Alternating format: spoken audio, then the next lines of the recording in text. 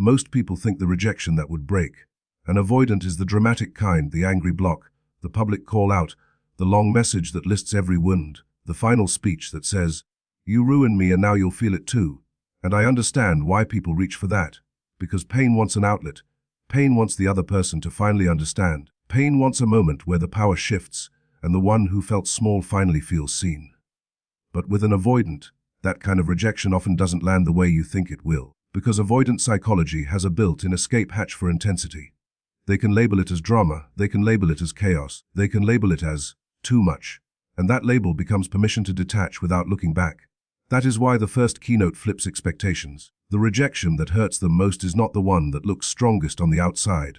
It's not the one that is loud, emotional, and intense. Because loud rejection gives an avoidant what they secretly crave in moments of overwhelm, a clear reason to retreat.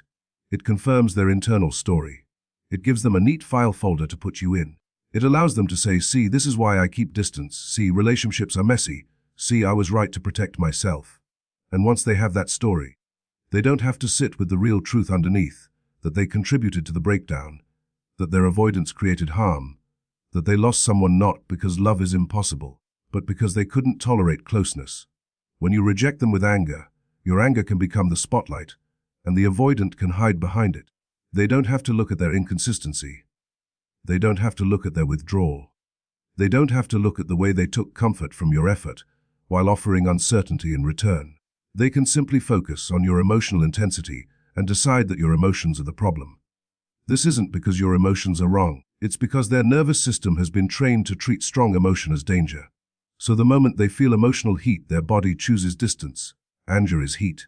A confrontation is heat. A long emotional message is heat. And heat activates their exit instinct. And there's another layer to this. Dramatic rejection often still keeps you emotionally connected to them. You might block them, but your mind is still circling. You might write the final speech, but you're still waiting for the response. You might call them out, but you're still emotionally tied to whether they admit it. So even if you're rejecting, they can feel that you're still hooked. They can feel that your nervous system is still wrapped around the relationship. And for an avoidant, that can paradoxically feel safe, because it means they still have emotional impact. They still have access in some form. They can still return later if they want, because you're still emotionally in the room. That's why the key insight is this. Avoidants don't fear losing you in a moment of drama the way you think, because drama gives them a clean exit and a familiar dynamic. What they fear more is something quieter and unfamiliar. A rejection that removes the narrative, removes the chase, removes the emotional intensity, removes the reason. They can blame and leaves only consequence. But we're not there yet. We're still at the first keynote. The first keynote is simply about understanding why the typical, strong, rejection doesn't work on avoidant nervous system. If you want to understand it in a simple way, think of the avoidant as someone whose safety system equates closeness with pressure. When pressure rises, they pull away. Now imagine you reject them in a loud emotional way. That increases pressure. It increases emotional intensity. Their system responds by shutting down, retreating, disconnecting. And then later, when they tell the story to themselves, they will highlight your intensity as proof that they were right to detach. That doesn't mean they don't feel anything. They might feel guilt. They might feel sadness. They might feel regret. But those feelings get buried under the protective story that keeps them from feeling vulnerable. So when you hear, the rejection that breaks an avoidant isn't anger, it's not saying you shouldn't feel anger. It's not invalidating your pain. It's saying anger doesn't create the outcome you think it creates with this attachment style. Anger expresses your truth, and that can be necessary for you, but it rarely creates accountability in an avoidant. It often creates distance. It often creates self-justification. It often creates a clean exit. And if your goal is to protect your heart and end the cycle, you need to understand what actually ends cycles. Because cycles end when the fuel is removed, and the fuel in an avoidant anxious dynamic is intensity followed by pursuit. Intensity triggers withdrawal. Withdrawal triggers pursuit. Pursuit triggers more withdrawal. Dramatic rejection, even when it feels final, can still be part of that fuel system because it's still emotional intensity. It's still engagement. It's still connection through conflict. Avoidant systems are familiar with that. They know how to survive that. They know how to detach from that. They can dismiss that as proof. So the first keynote is this: if you want the rejection that truly lands, you cannot give them the one thing that makes escape easy, a story where you are the chaos. You cannot give them a reason to reduce you. You cannot give them a label that makes them feel justified. You have to understand that the loud rejection might release your anger, but it often strengthens their defenses. And the moment you see that clearly, you stop trying to make them feel it through intensity, and you start moving toward the kind of rejection that removes their escape hatch, not to hurt them, but to stop hurting yourself. The calm, clean, final boundary is the rejection an avoidant can't easily dismiss, because it removes the storyline they rely on to protect themselves. They can dismiss anger as drama. They can dismiss tears as neediness. They can dismiss long explanations as pressure. They can even dismiss your silence if they believe it's a tactic to make them chase. But a boundary that is simple, respectful, and followed by consistent behavior is different. It doesn't give them a fight to focus on. It doesn't give them an emotional storm to blame. It doesn't give them a mess that lets them feel superior or justified. It gives them consequence. And consequence is the one language avoidant coping struggles to edit. A calm boundary is not coldness. It's not revenge. It's not shutting your heart off. It's the moment you stop bargaining with someone's capacity. It's the moment you stop trying to convince them that your needs are valid. It's the moment you stop presenting evidence of your worth like you're in a courtroom. You simply state what you require for a relationship to be healthy: consistency, clarity, communication, respect, and then you act accordingly. The reason this is powerful is because it shifts the dynamic from emotional persuasion to self-respect. You're no longer asking them to see you, you're seeing yourself. Avoidant dynamics often survive because the other person keeps offering one more chance. Every time the avoidant goes distant and then returns with a small sign, the relationship becomes a cycle of explanation, hope, disappointment, and repair attempts that are never fully completed. The avoidant learns, consciously or unconsciously, that distance is manageable because the connection will still be available. That doesn't necessarily mean they're malicious. It means the pattern is rewarded. Your pursuit softens the consequences of their withdrawal. Your flexibility cushions the impact of their inconsistency. Your willingness to understand becomes the bridge that keeps the relationship alive even when the avoidant isn't showing up consistently. A calm, final boundary breaks that reward system. It says, I'm not angry, but I'm not available for this pattern. It says, I'm not going to fight you for closeness. It says, I'm not going to keep translating your silence into excuses. It says, I'm not going to keep shrinking myself so you can feel comfortable.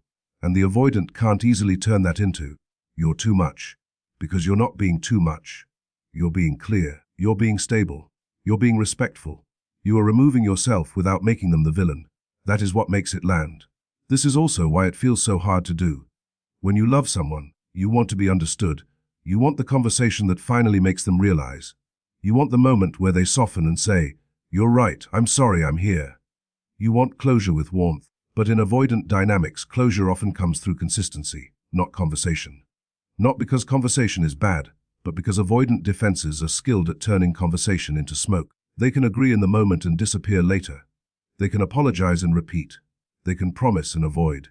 A boundary doesn't ask them to become different through words. A boundary simply refuses to participate in the pattern unless behavior changes. A clean boundary also removes the emotional chase that can make an avoidant feel powerful. In many push-pull relationships, the avoidant unconsciously becomes the one who decides the closeness level. They withdraw, you reach. They return, you relax. They go distant, you panic. And the avoidant learns that distance gives them control. A calm boundary takes your nervous system out of their hands. It says closeness is not decided by your mood alone. If you want closeness, it must be built through consistency. That shift can feel like rejection to them because it is rejection, not of them as a person, but of the dynamic where they get access without accountability. And here is the key: the boundary must be final in behavior, not just final in words. Many people say, I'm done, and then reply 2 days later. Many people say, I need consistency, and then accept crumbs. Many people say, I'm stepping back, and then keep checking, keep watching, keep posting for them, keep leaving the door wide open emotionally. That creates confusion, and confusion is where avoidant dynamics thrive, because confusion allows them to hover without committing. Final means your actions match your statement.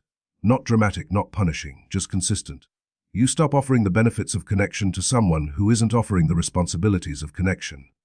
This kind of boundary forces a new experience inside the avoidant nervous system. For once, there is no conflict to blame. For once, there is no emotional storm to point at. For once, there is no chase to reassure them that you're still available.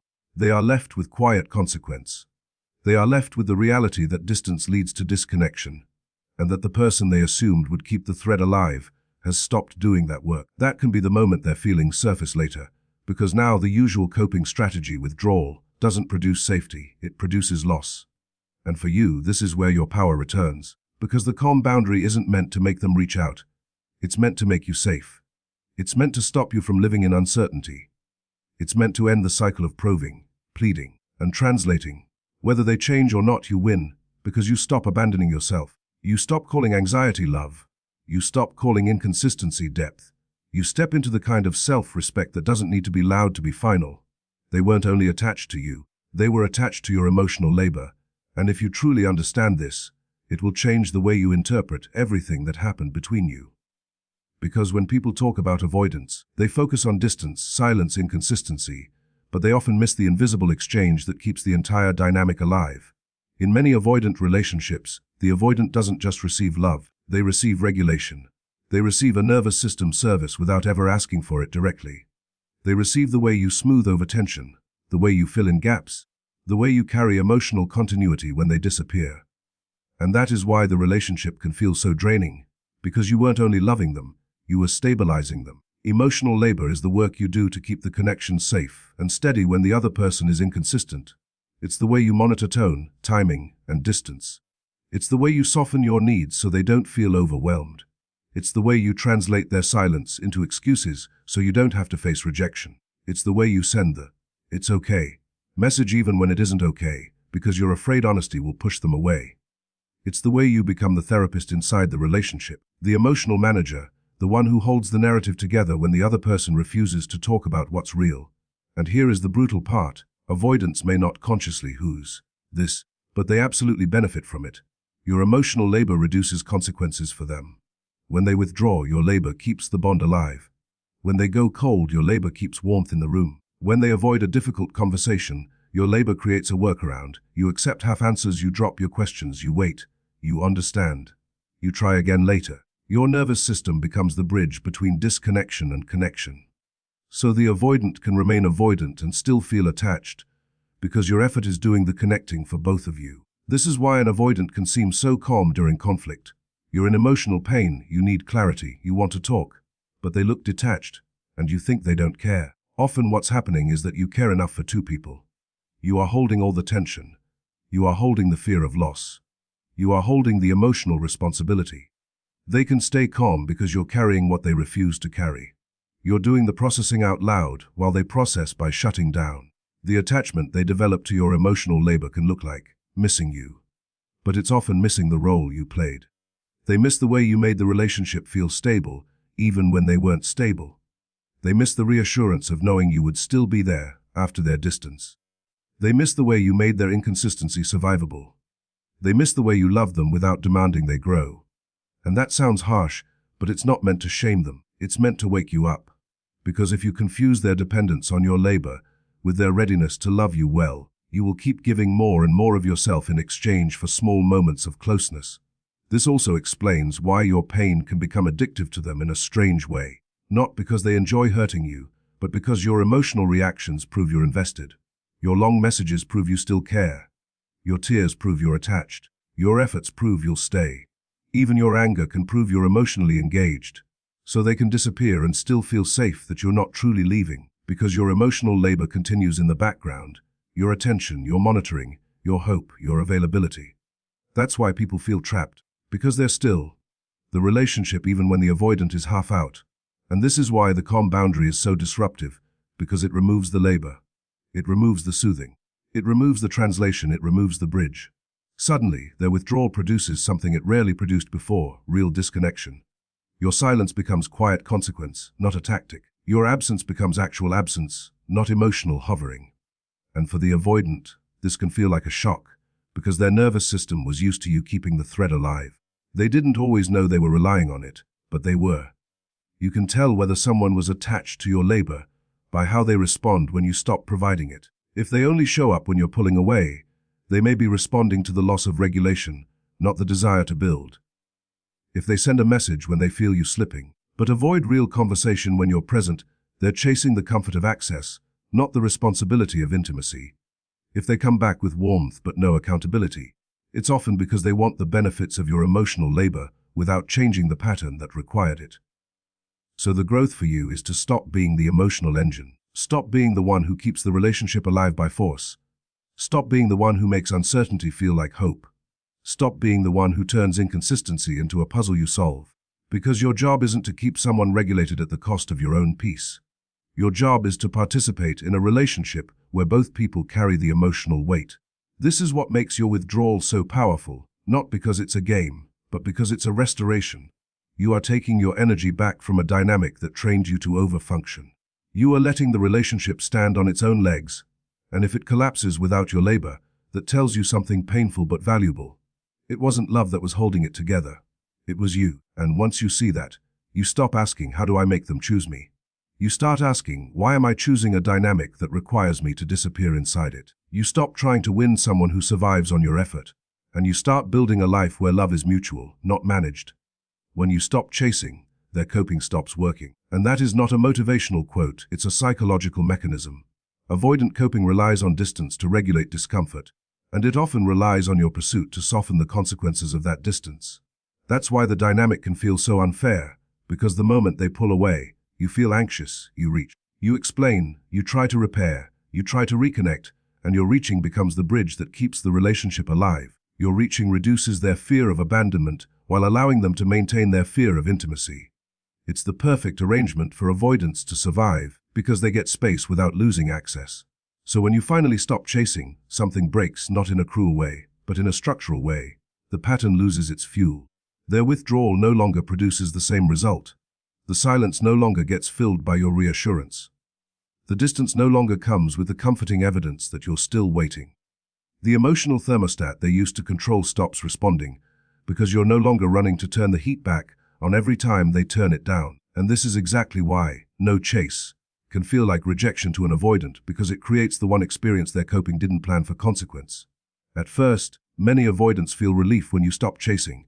It sounds contradictory, but it makes sense in their nervous system. Your pursuit can feel like pressure. Your questions can feel like expectation. Your emotional openness can feel like closeness they can't regulate. So when you stop reaching, they may feel a calm. They may even look fine. They may tell themselves they finally have peace. They may interpret your silence as proof the relationship was too intense, because the nervous system settles when the stimulation disappears. But relief is not resolution. Relief is simply the absence of pressure. It's the quiet after the noise. It's not healing, it's numbness, and numbness never lasts forever. When the coping stops working, delayed feelings arrive. This is one of the most misunderstood parts of avoidant psychology. Avoidants often don't feel the full weight of loss immediately, because their defense system activates first. Their system says, reduce contact, regain control, get safe. But after days or weeks, when the reality of your absence becomes undeniable, when distractions stop working, when the nervous system can no longer rely on the old pattern of, I can withdraw and they'll still be there, the feelings begin to seep through.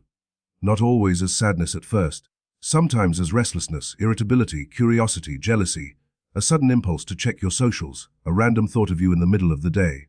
The heart begins to surface, not because they suddenly became secure, but because the defense has less to push against. And this is where many people get pulled back in, because the avoidant begins to reach. A small message, a casual check-in, a low-risk attempt to re-enter your space. And if you respond with immediate emotional availability, the coping works again. Their nervous system gets soothed, the discomfort reduces, they regain control, and then the old cycle returns because nothing truly changed, they just got relief. That is why your no chase must be consistent, not performative, not used as a tactic, used as a boundary. Because inconsistency on your side teaches their nervous system that it can still get access without growth. When you stop chasing, you also remove a powerful avoidance tool, conflict. Avoidants can focus on conflict as a reason to stay distant. They can point to your emotions and say, this is why I need space. But when you become calm and quiet, there is no conflict to hide behind. There is no drama to blame. There is only the mirror of reality. Either I show up with consistency or I lose this connection. And that mirror can be deeply uncomfortable because it exposes the avoidance role in the dynamic. It exposes the fact that distance wasn't a solution, it was a coping strategy. It exposes the fact that you weren't asking for too much, you were asking for something normal, presence. This is why no chase is not about making them panic. It's about making reality visible. You stop over-functioning. You stop providing emotional insurance. You stop rescuing the relationship from the consequences of their inconsistency.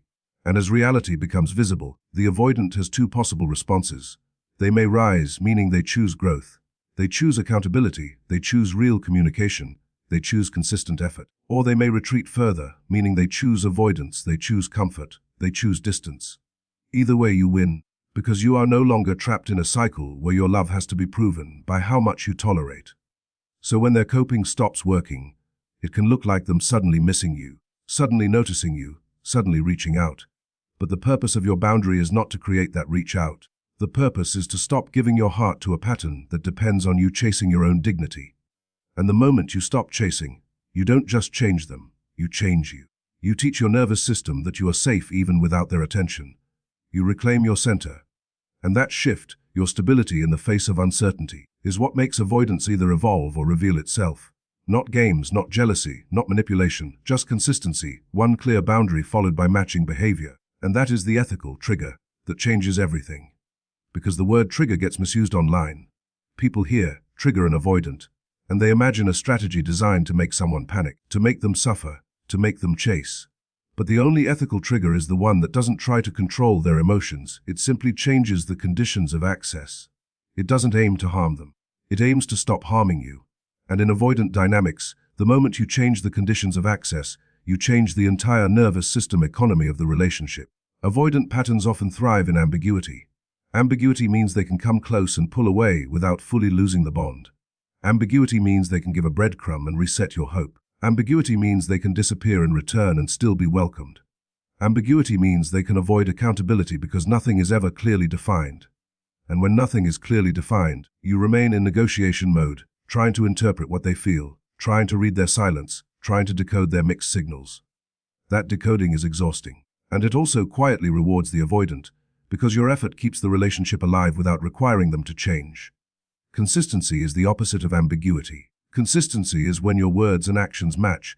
Consistency is when your boundary is not an emotional outburst, it's a stable decision. Consistency is when you don't say, "I'm done," and then respond to a late-night message 2 days later. Consistency is when you don't say, "I need clarity," and then accept vagueness because you miss them. Consistency is when you don't let a single warm moment erase a long pattern of inconsistency. It is the steady refusal to participate in a dynamic that costs you your peace. One clear boundary sounds simple, but it's not easy, because it requires you to stop performing for love. It requires you to stop trying to convince someone to be available. It requires you to stop using explanations as a way to earn care. The boundary doesn't need to be long. In fact, the longer it is, the more an avoidant can argue with it, interpret it as pressure or shut down. A clean boundary is short, respectful, and focused on what you will do, not what they should do. It sounds like, "I'm looking for consistent communication and emotional availability. If that isn't where you are, I'm going to step back." Or, "I care about you, but I can't do inconsistent connection." If we're going to be in each other's lives, it needs to be steady. It's not a threat. It's not an ultimatum designed to scare them. It's simply the truth of what you will allow. And then comes the part that creates the shift, matching behavior. This is the real trigger, because it removes the safety net they were unconsciously relying on, the safety net of your emotional flexibility. Many avoidants become accustomed to the idea that they can withdraw and you will still be there emotionally. They may not think it consciously, but they have learned it through experience. They withdraw, you chase. They go cold, you warm. They disappear, you wait. They return, you reset. Over time, your nervous system becomes the relationship's life support. So when you match your behavior to your boundary, you remove the life support, not as punishment, but as honesty. You stop offering relationship benefits without relationship behavior. This is where people mess up. They make a boundary, and then they break it the moment they feel anxious. They tell themselves, "I'll just respond this one time. I'll just clarify so they don't misunderstand. I'll just send a final message." But every on time becomes a lesson to the avoidant nervous system. And the lesson is boundaries are temporary. The lesson is if I wait long enough, they'll soften. The lesson is if I give a small sign, I'll get full access again. And that's why consistency matters more than intensity. A boundary that is enforced quietly is stronger than a boundary screamed in anger and broken in 2 days. Now, what happens when you do this consistently? Something uncomfortable but powerful. The avoidant loses the ability to regulate the relationship through distance. Distance used to give them control and still keep access. Now distance produces disconnection. Now withdrawal has a cost. Now vague contact doesn't reset the bond. Now they can't maintain the dynamic without changing something. And that's why consistency is the ethical trigger. Because it forces reality into the room. It doesn't force them to feel pain. It forces them to face consequence. And consequence is the thing that reveals readiness. If they are not ready, they will likely drift away or become frustrated. They may label you as too much because your boundary removes the half-life they preferred. They may try to negotiate for partial access. They may test you with breadcrumbs, like a late night, a casual check-in, to see if you'll fold. If you fold, the pattern returns. If you remain steady, the pattern collapses. That collapse can feel like rejection to them, because it is the rejection of access without accountability. If they are ready, you will see a different response. You will see clarity. You will see effort. You will see consistency over time, not one emotional speech. They will lean into conversation rather than avoid it. They will be willing to repair rather than restart without addressing what happened. And you won't have to chase it. You won't have to decode it. You will feel it because your nervous system will finally stop bracing. So the ethical trigger is not a trick. It's a standard. It's you stepping into adulthood in love. It's you saying, I will not trade my peace for someone's partial presence. And whether they rise or not, you win. Because the moment your words and behavior match, you stop rejecting yourself. If they return, the only proof is follow through. Not late-night words, not nostalgia, not a sudden confession, not a burst of attention that disappears the moment closeness becomes real. This is the final keynote because it's the one that protects people from repeating the same heartbreak with a different opening line. Most people don't get hurt because someone never comes back. They get hurt because someone comes back in a way that reactivates hope, and hope makes you lower your standards in the name of love. You hear, I've been thinking, and your heart fills in the rest. You hear, I miss you, and your nervous system forgives too quickly. You hear, I'm sorry, and the anxious part of you wants to reset the relationship to the beginning, because the beginning felt safe before the pattern revealed itself. But a return is not the same as a repair. A return can be a symptom of discomfort, loneliness, guilt, or loss of control. A repair is the willingness to take responsibility and show consistency over time.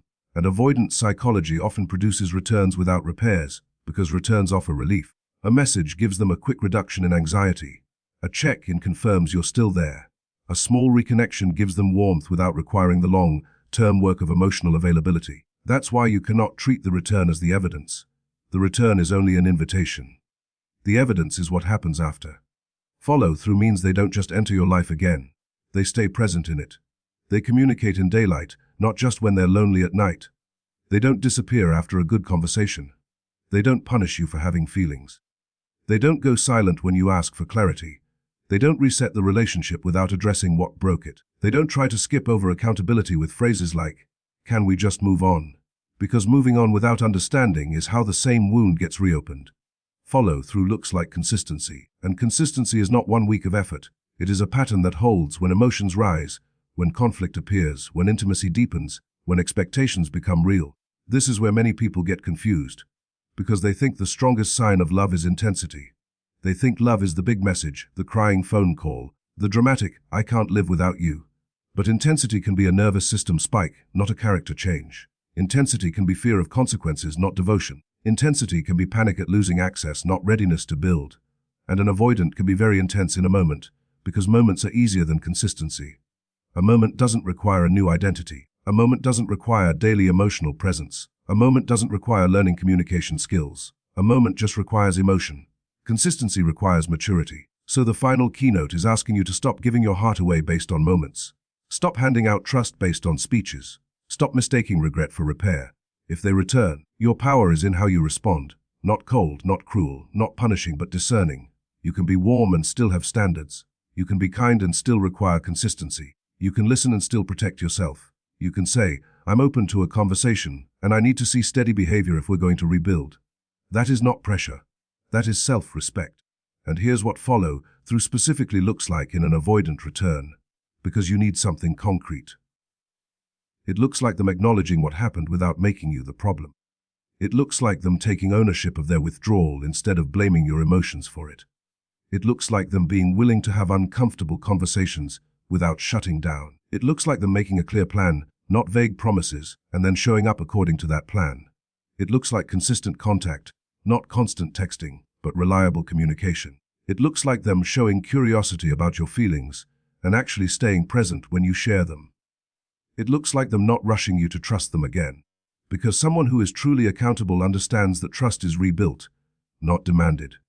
You also need to watch how they respond when you don't immediately soothe them. A common avoidant pattern is returning to feel comfort, and then leaving once comfort is obtained.